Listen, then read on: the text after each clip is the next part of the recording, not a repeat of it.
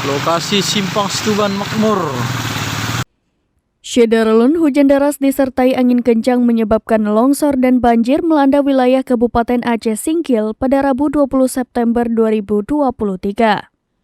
Tanah longsor menimbun badan jalan menuju Desa Situban Makmur, Kecamatan Danau Paris, sehingga akses ke desa tersebut sementara tertutup. Material longsor juga menutupi badan jalan nasional Danau Paris Sibolga yang berada dekat persimpangan menuju Situban Makmur. Sementara banjir menggenangi pemukiman penduduk Laibalno Danau Paris. Arus air yang masuk ke permukiman penduduk pun cukup deras. Warga masih bertahan di rumah mereka masing-masing.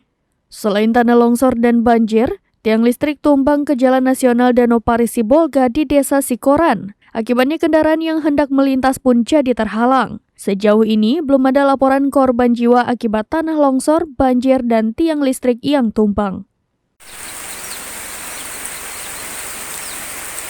Dari Aceh Singkil, Dede Rosadi, serampinews.com.